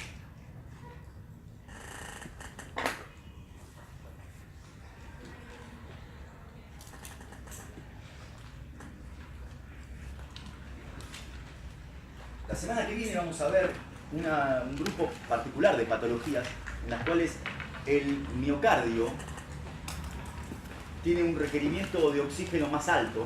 Vamos a ver cuando veamos circulación coronaria, tiene un requerimiento de oxígeno más alto que lo habitual, que lo normal, a pesar que tiene, ¿cómo decirlo? Tiene déficit de oxígeno, digamos, tiene déficit de oxígeno a pesar de que sus arterias coronarias están bien. Hay un grupo particular de personas en las cuales yo tengo un miocardio que puede llegar a infartarse y las coronarias están bárbaras. ¿Sí? Y eso ocurre cuando la contractilidad está aumentada, por ejemplo. Cuando hay hipermotilidad. Sí. ¿Cómo hago para...? Bueno, hay estudios específicos para ver fracción de acortamiento. Así que despreocupate. Vamos entonces a entrar en lo que quería particularmente sobre la clase. ¿Qué se sigue? Vamos a imaginar como media hora, ¿no? Media hora. Un montonazo de tiempo. Vamos a imaginar que llega una persona, esto quiero que lo piensen ustedes, lo vamos a pensar entre todos, lo van a pensar ustedes un cachito y después entre todos. Un par de minutitos nada más entre ustedes. Y vamos a sacarle todo lo que podamos a este caso. Llega una persona que hace 24 horas que no toma agua. ¿Sí? 24 horas sin tomar agua. Lo que quiero que charlen es cuáles son los mecanismos de compensación que se ponen en marcha para que esa persona siga viviendo. ¿Sí? Llega acá y una persona con 24 horas sin tomar agua puede caminar sin mayores problemas. Está viva. Está bien viva. Entonces, ¿cuáles son los mecanismos que se ponen en marcha para que esa persona viva? Vamos, charlen un par de segundos. Le doy 3 minutos para que si pueden pensar qué es lo que le pasa a la persona. Primero, dentro de todos los títulos que ustedes pueden ponerle a lo que le pasa, ¿cómo lo catalogarían? Deshidratación. Este es un caso, uno de los tipos de deshidratación. Un tipo bien particular, pero bien común. Tenemos un tipo de 24 horas sin tomar agua. Deshidratación. ¿Qué le pasa entonces? ¿Qué le va pasando a su fisiología? El tipo no está enfermo, está deshidratado. ¿Qué le va a pasar? ¿Qué es lo primero que pasa? ¿Cómo? ¿Qué es lo primero que pasa? Se levanta la hormona antidiurética, escuché por allá. Eso, ¿cómo pasa? Evidentemente, lo primero que pasa no es que se eleva la hormona antidiurética. Hay algo que ocurre que eleva la hormona antidiurética. Primero, entonces, como yo sigo teniendo pérdida de líquido, ocurre un aumento de la osmolaridad plasmática. ¿Estamos de acuerdo con eso? Aumenta la osmolaridad plasmática. Y entonces, y ese es un punto importante, lo que acaba de decir acá adelante. Que el estímulo para la secreción de hormona antidiurética, primero hay un montón de estímulos que permiten la secreción de hormona antidiurética. Antitensinador, cambio de la presión arterial, pero el más sensible es el cambio de la osmolaridad plasmática. Con 1% de cambio de la osmolaridad plasmática, es decir, antes de que me cambie la presión arterial, me cambió la osmolaridad plasmática y eso provoca aumento de la hormona antidiurética. Así que esto es lo primero que pasa en esta persona. Se provoca aumento de la liberación de ADH. Ustedes ya saben, viene de ahí arriba, sale por ahí abajo, y saben perfectamente lo que hace en el riñón, aunque en los exámenes no parece como que nunca lo hubieran visto muchas veces. Hasta acá vamos bien, ¿no? ¿Sí por qué esta es una de las preguntas que más me gusta hacer a mí los exámenes? Generalmente arranco con algo así. Porque es una pregunta que toca toda la fisiología. Toca ningún lugar del cuerpo que deje de cambiar su funcionamiento cuando uno está deshidratado. Todo cambia, todo. ¿Qué más le pasa? Sigue, porque esto pasa en un par de horitas. Pero lleva 24 horas. Esto progresa. ¿Puede ser que venga con taquicardia? ¿Por qué? Por el sistema nervioso simpático. ¿Y cómo llegamos hasta ahí? Porque hay un aumento de descarga en la frecuencia de los receptores. ¿Y por qué? Que mandan la señal porque se acumula el volumen, el poco volumen del líquido extracelular. Ajá. ¿Ves que la contracción del líquido extracelular, en algún momento, esto sigue, yo sigo siendo maragua, o este sigue siendo maragua, en algún momento va a llevar a que la volemia haya bajado lo suficiente como para que el retorno venoso cambie. Entonces la precarga cambia. Si la precarga cambia, se baja la precarga, yo empiezo a tener una presión arterial disminuida. Si la presión arterial está disminuida, los vasoreceptores sensan eso. Pero todo el cuerpo, sensan eso. Y al censar eso, provoca todo lo que vieron con ella. ¿Está claro? Entonces sí, acá hay respuestas que están vinculadas con el aumento de la osmolaridad, con el cambio de la osmolaridad, y otras que están vinculadas con el cambio de presión. Entonces ahora ya se provocó la respuesta dada por el cambio de osmolaridad, todas las demás son por cambio de presión. Cuando baja la presión arterial por la contracción del líquido extracelular, entonces lo que ocurre es una descarga simpática.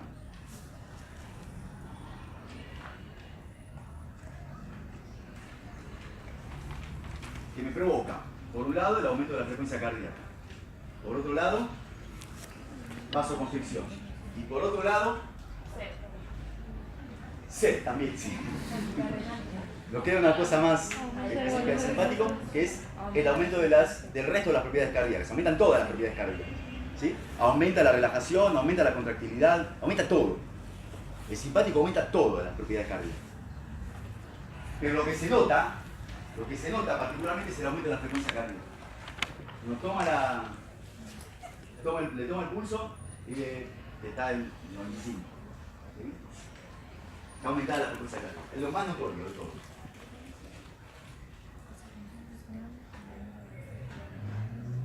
¿Qué más?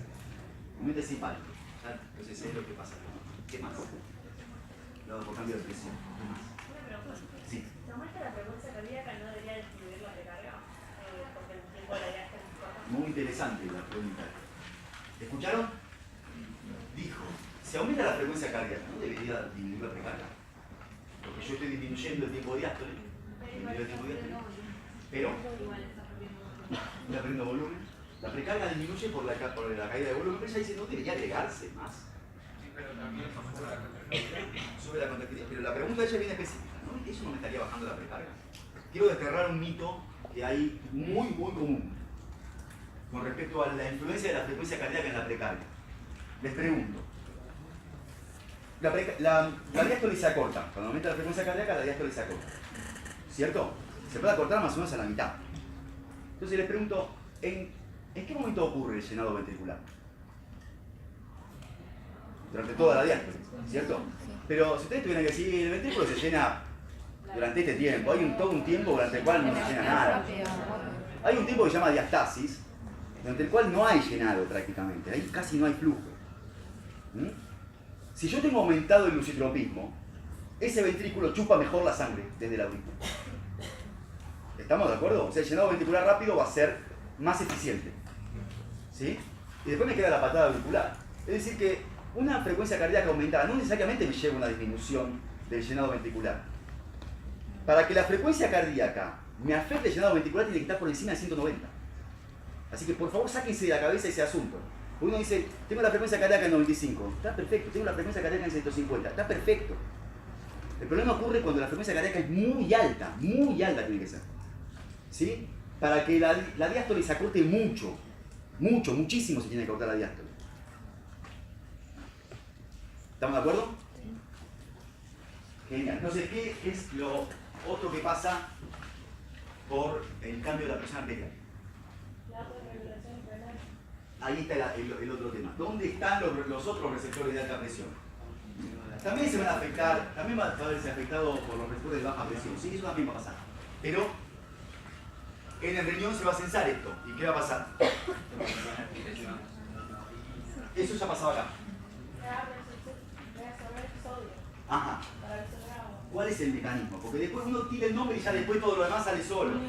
Se activa el sistema renal que decían los telones.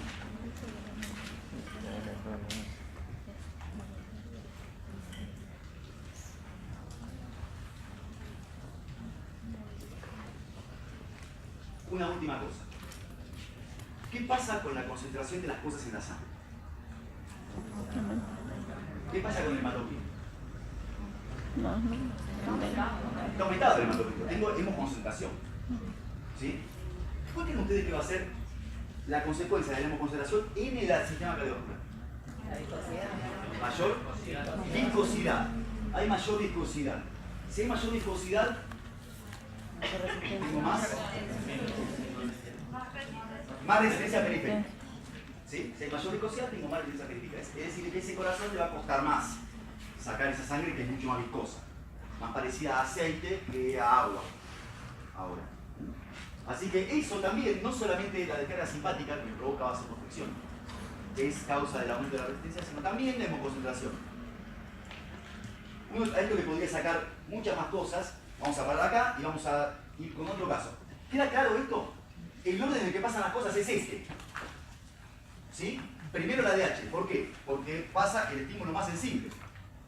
Lo primero que pasa es el estímulo más sensible para la secreción de ADH. Después, con todo esto, bueno, me cae la presión arterial otra vez. Eso aumenta también la secreción de ADH porque encima es el estímulo más potente. ¿Cierto? También me aumenta la angiotensina 2. Tengo un montón de cosas que me provocan ese incremento. Pero el orden en el que pasa es este. Vamos a poner un segundo caso. ¿Alguna duda? Yo. Sí. ¿No debería aumentar la presión arterial después de...? Muy buena pregunta, muy buena pregunta. Hay un problema que aparece en el examen permanentemente.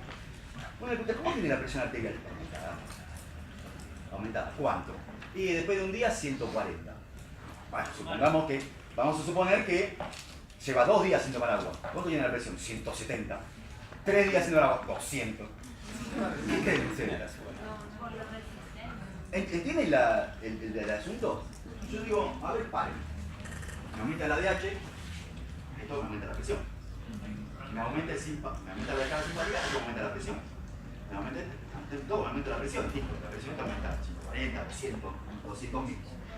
Tengo un tipo que no toma agua de hace 3 meses, no puede vivir esa persona, no toma agua de hace 3 meses, entonces tiene 1500 personas. ¿Dónde está el asunto? ¿Puede pasar esto? ¿Creen ustedes que pasa? ¿Es sensato que pase esto? ¿Por qué no? Porque todo se regula, sí, claro. Pero persona va a tener la presión aumentada? ¿Por qué no? Lo voy a decir para que les quede clarísimo. Porque lo que desencadenó todo esto es que la presión bajó. Entonces, toda esta respuesta lo que tiene es a normalizar la presión, no aumentarla. Aumentarla sobre lo que bajó. En realidad la normalizan, evitan que baje más. ¿Estamos? Evita que me llegue al suelo, evita que sea 20-0. No es que la presión aumenta. Estos mecanismos no hacen que aumente la presión arterial en realidad. Lo que hacen es que no baje tanto. No lo decía justamente por los mecanismos, sino por la viscosidad y las resistencias. Bueno, pero todo eso es cosa que ocurre. Segundo caso. Tengo un tipo que venía caminando tranquilamente por la calle a la salida del cajero automático. Dame la plata, no quiero, dame la plata, te doy la plata. Como si estés loco, pum, te meto un balazo y te perforé la femoral. Yo tengo un balazo en la femoral. Derecha. Charlen 2 minutos acerca de qué le pasa. ¿Qué le pasa a este tipo?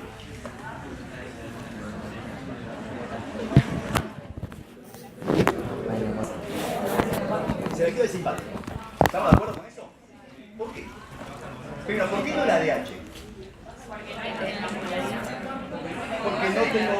Porque no tengo hemoconcentración, es decir, no tengo momento de osmolaridad, perdón. Entonces, pero después baja la volemia. Baja la volemia, eso constituye el estímulo más potente. Pero ¿qué es lo primero que le pasa? ¿Le pasa la DH primero? No, primero le pasa el simpático. ¿Por qué? Por el susto, el tipo le acaba de pegar un balazo, se le ha cagado la pata. ¿Sí? Y si no se hubiera dado cuenta todavía de esto, de todas maneras la presión iba a bajar bastante rápido. Así que lo primero que le pasa es que se altera el simpático. Entonces, descarga simpática. Con todo lo que ya charlamos. ¿Sí? El tipo sigue perdiendo sangre. Es una especie de fibrilación isotónica. ¿Sí? ¿Qué le pasa? Inmediatamente, después de eso. Y después se activan los otros dos, porque la disminución de la presión me lleva a que aumente la secreción de ADH y aumenta esto también. Pero esto es mucho más rápido. Así que lo que van a recibir ustedes es esto. Esto es lo que se va a ver. ¿A quién le importa que la renina esté aumentada? Sí, va a estar aumentada. Pero lo que van a ver ustedes es esto. ¿Sí? Mucha frecuencia cardíaca, muy alta la frecuencia cardíaca. ¿Y la presión? Baja, justamente es una de las estímulos que desencadenó esto. ¿Sí? La presión baja. Bastante baja. Y cayendo, además. ¿Qué harían ustedes con un tipo? ¿Lo ven ahí tirado? Tiene un guante, supongamos que tiene un guante. Tapo, tengo que aplicar presión en el lugar. Listo, suficiente. Vamos a... No puedo hacer mucho más ahí, a menos que sean... ¿Recuerdan esto, no? Que habíamos visto la vez pasada. Que como consecuencia de ese estrechamiento en la coartación de aorta, lo que yo tengo es que la presión arriba es diferente de la presión abajo. O sea, la presión acá es distinta de la presión acá. Muy distinta. Más distinta cuanto más grande sea la resistencia. Cuanto más grande sea la oclusión. ¿Estamos de acuerdo? Sí. Hayamos aplicado esto particularmente a la circulación cerebral, cosa a la que nos vamos a dedicar la semana que viene, cuando hablamos del riego sanguíneo cerebral. Y me interesa particularmente que veamos dos cosas sobre esto.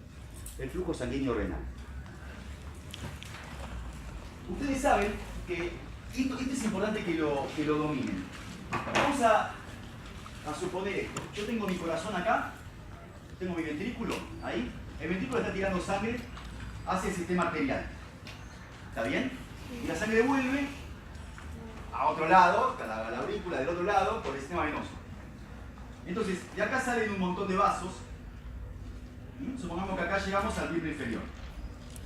Pregunto, ¿qué resistencia hay entre este punto y este punto? Desde acá hasta acá. ¿Hay alta resistencia, baja resistencia? Baja. ¿Sí? Baja. Estoy dentro de los vasos arteriales. Y desde acá hasta acá, desde el sistema venoso, también baja. Prácticamente nada. La presión cae muy poquito, desde acá hasta acá. No hay resistencia, lo mismo desde acá hasta acá. Así que como no hay resistencia, prácticamente acá no hay delta P. Es muy poquito el delta P. ¿Sí? 2 milímetros de mercurio. Así que la diferencia de presión del delta P que yo tenga a través de este lecho va a ser igual a la que tenga a través del lecho y a través del lecho y a través del lecho. Es decir, que el delta P, esta diferencia entre esto y esto, no está dada por el riñón, no está dada por el músculo, no está dada por el cerebro, está dado por el organismo en su conjunto. Está dado por el tríbulo derecho, el tríbulo izquierdo, perdón, aurícula derecha. ¿Está claro? Eso no lo gobierna el órgano. Pero el órgano gobierna otra cosa. El órgano gobierna su flujo, gobierna su resistencia. Ocurren cosas ahí que determinan cuánto vale su resistencia y por tanto cuánta sangre está pasando, cuánta sangre el órgano deja pasar. En el caso del riñón, tengan presente esto. La presión cae desde acá hasta acá. Eso no lo gobierna el riñón. Pero lo que sí gobierna el riñón es cuánto cae en cada parte. ¿Sí? ¿Cuánto cae en cada parte? O sea, cuánto cae en la arteriola aferente, cuánto cae en los capilares, cuánto cae en la arteriola deferente. Y particularmente los dos reguladores son estos dos. Es decir, la cuestión es, piensen ustedes, cuanto más grande la resistencia, mayor es la caída de presión. Bueno, justamente lo que se hace es regular la resistencia en la arteriola aferente y en la arteriola deferente. Entonces, de todos esos 100 milímetros de mercurio o 80 milímetros de mercurio que va a caer desde la arteria hasta la vena renal, parte cae en cada lugar. Y la caída de presión va a ser más grande en el lugar donde haya mayor resistencia. O sea que si yo hago vasoconstricción aferente, ¿qué va a pasar con este delta P que tengo acá? Va a hacerse más grande. Entonces esto, en lugar de bajar así, va a bajar, por ejemplo, hasta acá. Así. Y si tengo vasoconstricción eferente, y este va a hacerse más grande. Entonces, relativamente, esto va a ser más importante que este. Y entonces la presión va a bajar más acá que allá. Entonces la presión va a caer así, así y así. ¿Se dan cuenta de esto? ¿Sí? Que de los 100 que tienen que caer, desde acá hasta acá, bueno, va a caer una parte en cada lugar.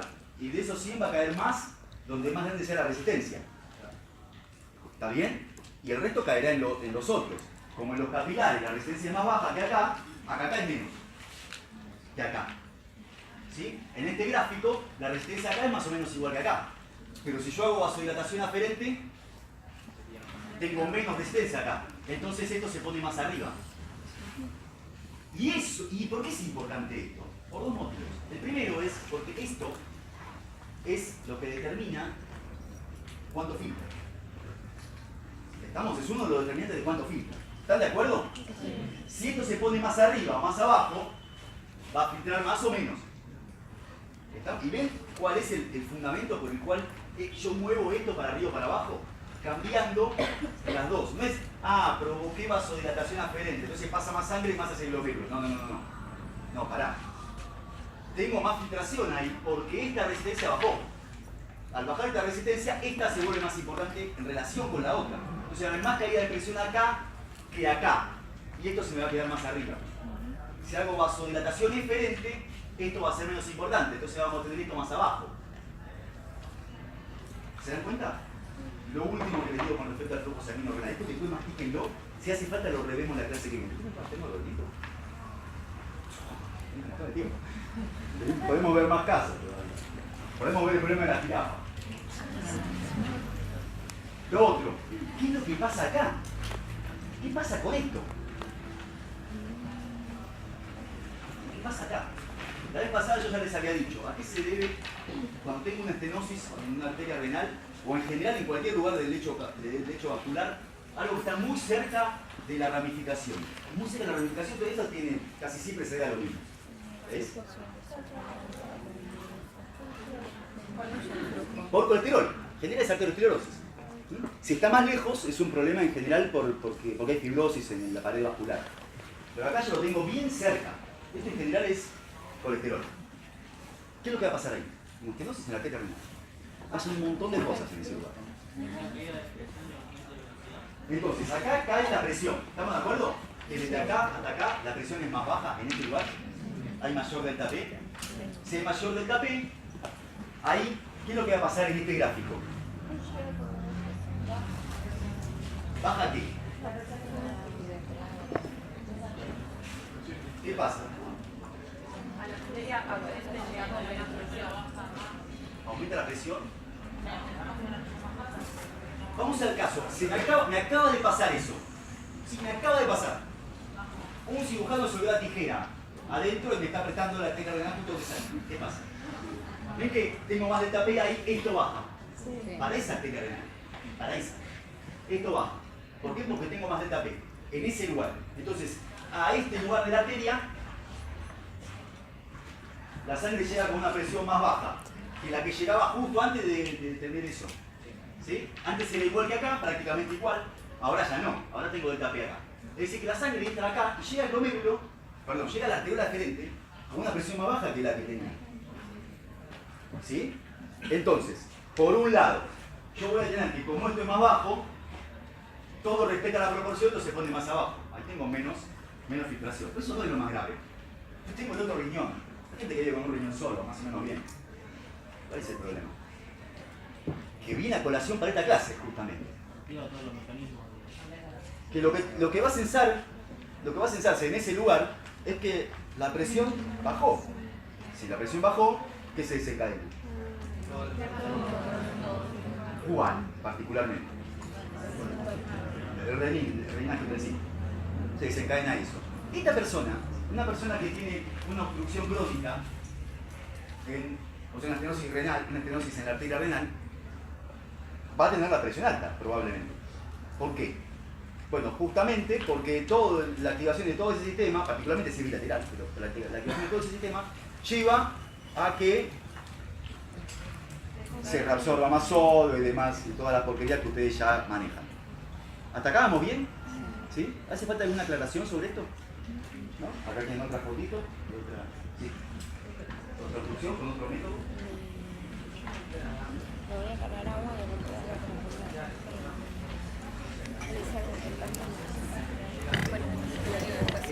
y me guarda. Sale muy bien. Sí, exactamente.